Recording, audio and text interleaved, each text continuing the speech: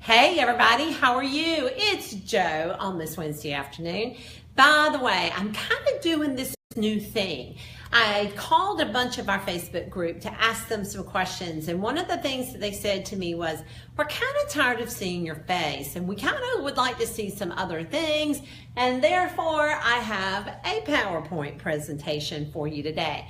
Well, here was something I didn't anticipate, that when I had the Facebook Live turned around so I could see what it was recording, all of the words were backwards. Yeesh, big problem. So it's turned away from me. I'm not even sure if I'm in the frame or not, but remember, I'm a GSD kind of girl, so I'm trying to get it figured out. So what's going to happen is I'm going to be going in and out of this screen a little bit, but I'm still going to be talking because there's some really important information I want to make sure that you have today. If you've been following me at all, or perhaps joining webinars, etc., you know that I've really been talking about these three things that make a crazy good real estate agent that I've observed over all these years. And I'm going to take that seminar or that webinar and I'm going to crunch it down into the really salient points for you. It's the reason I want to do that. And the other reason I want to is because there is this amazing opportunity that is about to end tomorrow. And I want to make sure that you know about that as well. So first off, let me tell you that I want to say to you the three things that I have found that are the difference between winning at prospecting and not winning at prospecting. And I want to start by telling you a story.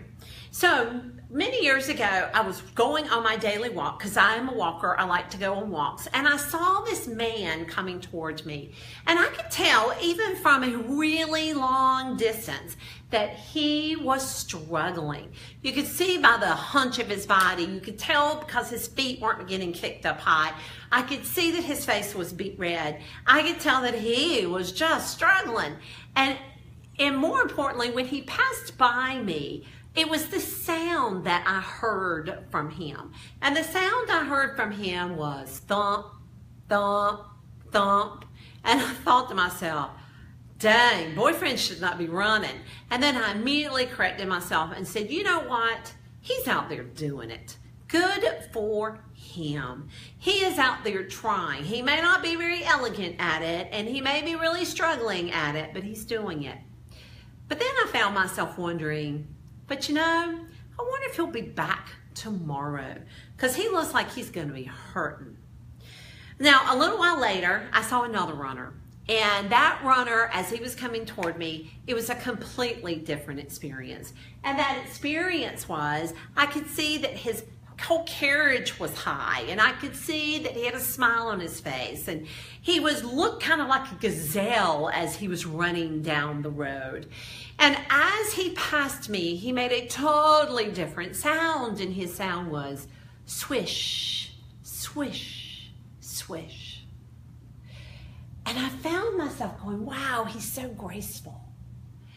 And then I also asked myself this question. Now, what is the difference between these two? Now, honestly, they are both out there doing it, right? They're both out there running. They're grinding it out. Except one of them wasn't grinding. One of them was enjoying it. And I thought, okay, so did that swisher start as the thumper? Well, logic tells me that sure, when he first started, he was that bent over, shuffling, exhausted person. And that at some point on this journey, he made the decision that he either had to quit or he had to find a better way. And the swisher made the decision to find the better way. He found the tools, the form, the way his foot was supposed to hit the pavement. Perhaps he got new shoes, but he made that decision. He went from being a thumper to a swisher. And so what on earth does that have to do with you? Well, guess what? There are thumpers and swishers in the real estate business too. The swishers are the people who they just have learned and they tweak and they learned and they tweaked, and that's how they became the swisher. Where the thumpers, well, they stand around the coffee pot and they complain. And they talk about how nothing's going right and how the market's not cooperating. That's the thumper. And so, as I think about that, I think to myself, okay, so let's just understand specifically what they do differently. And specifically, real estate agents, what are the difference between the people that just seem to glide through this business and those that struggle every minute? It took me a whole bunch of years to figure it out. But I am that person who I am going to figure it out. I am going to study until I figure it out. And I did. I found that there were three differences between the agent that glided through and the agent that didn't. And those are the three things that I would like to share with you now. So let's start with strategy number one. Strategy number one is the message. You see, here's the deal. The agents that are really great at this business, they know the answer to why should you hire me? They know the answer to that. They also know this. They are the product for sale. They are the product for sale. And they also understand that their message has to differentiate them from their product.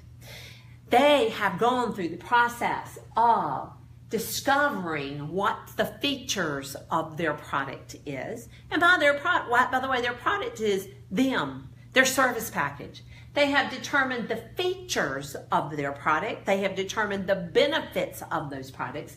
They have determined how that product puts more net in their pocket. And they have determined how to weave that through their messaging of their prospecting activities. That is one of the core differences between the swishers and the thumpers of real estate, is they know why me? Why should you hire me? So that is strategy number one. Strategy number two is they are brilliant at the basics. One of the things that I've always noticed about real estate agents is some of them are chasers of squirrels. They see something shiny and they go, whoa, I'm going to go do that. Or they have some call from somebody selling a zip code and they go, oh, I'm going to do that. But the really great agents, they're great at the basics. I learned this really early on. I picked up the phone and I called another company. I was doing a deal with an agent there. And this agent, who I admired so much, who did millions of production every year, answered the company phone. And I said, Laura, is that you? And she said, yeah, honey, that's me. How are you? She's very Southern, by the way, not like I am not. And she said, yeah, that's what you doing? And I said, Laura, what are you doing? She said, I'm on phone duty. I said, what are you doing on phone duty? She said, well, why wouldn't I be on phone duty? I said, because you're way beyond phone duty. She said, honey, basics got me here. I'm going to keep doing the basics.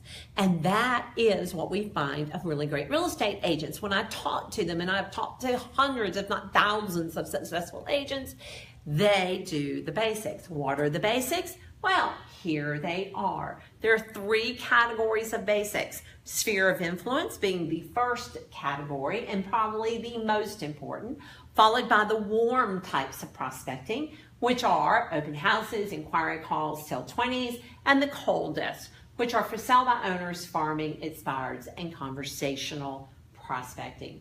Using each one of these types, the basics are used to create awareness of your product, to create interest in your services, and to create engagement in your services. That is what the basics do. And then you take each one of these models and you build a model around the basics. That is what the really great real estate agents know about prospecting is you must be brilliant at the basics first. Can you go and buy zip codes? Sure, if you're brilliant at the basics first. But if you skip by the basics and go for the other things, the shiny things, you're going to struggle in long term over your business. So just to recap, you have to have your message. Why you?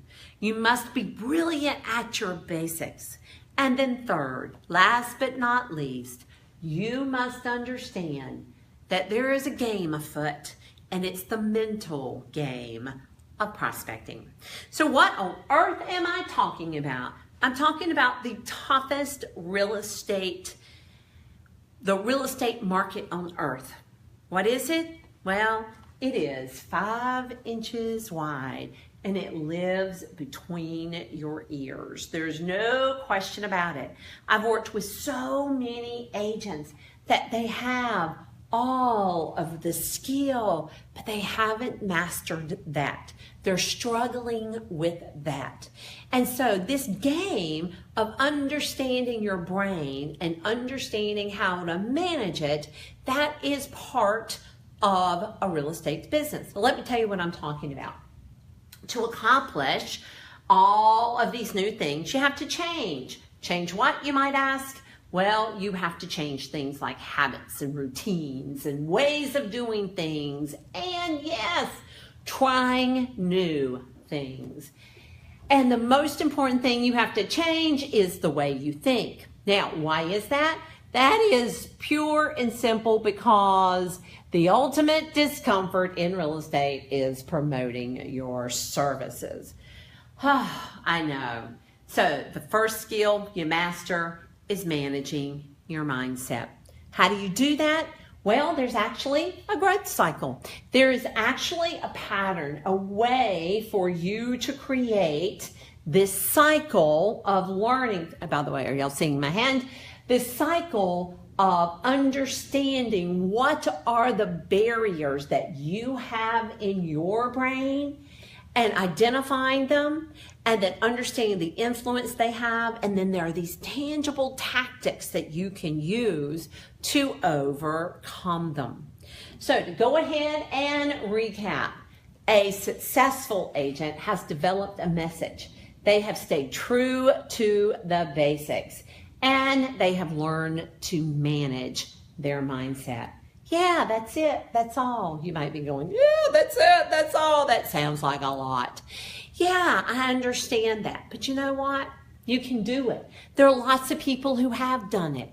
There are a lot of people that aren't special that have done it. There's nothing special about me, but I learned how to do it. It's a skill. It's a skill. I don't know if that makes you feel better, but it's a skill. Lots of people have done it. So here are your options. Option number one is you can take all the time you want to develop a structure, or you can get one that's already proven. So one of the things I wanted to make sure to tell you about is that we have a program called Become Brilliant at the Basics that covers all 3 of these items. And it has an amazing discount on it right now. And I want to make sure that if this is something that would benefit you, you become aware of it before that thing disappears tomorrow afternoon or tomorrow night at midnight, which is the 7th, September 7th at midnight. So if you are feeling stuck, it might be time for you to take this on. Or if you're wondering what to do and how to do it, it might be time for you to take this on. If it's time for you to be confident and strong at your business, if it's time for you to go from being a thumper to a swisher, then you may want to consider Become Brilliant at the Basics. Let me tell you just a little bit about it. It's delivered right now. You can start using it inside of a few minutes. It's delivered in a format that you can get in any of the devices, and you can watch it as many times as you want for as long as you want because it is yours forever. So here's the special bonus. We have a new section called the mental game of prospecting. You know, all those things I was talking about the growth cycle and how to learn how to manage your mind, we teach you each one of those things in this section. So What's the real reason I'm on here is because I got to make sure y'all know we got 60% off right now. And Friday, it goes back to full price. And so I want to make sure if this is something that you need, you don't miss the opportunity. And I always worry that people are going, yeah, I've tried prospecting, but I don't think I'm very good at it. That's because you didn't have structure and you didn't have a message. Or I'm worried about feeling pushy. That's about managing your brain. Or I want somebody to tell me what to do. Oh yeah, I can do that. And I also want to make sure that you understand that we always offer a 30-day money-back guarantee, no questions asked. I know I've said it like 2 or 3 times, but I want to make sure to say it one more time because I want to make sure you don't miss the opportunity if this is something that's important to you. So here's how you find out more information about it.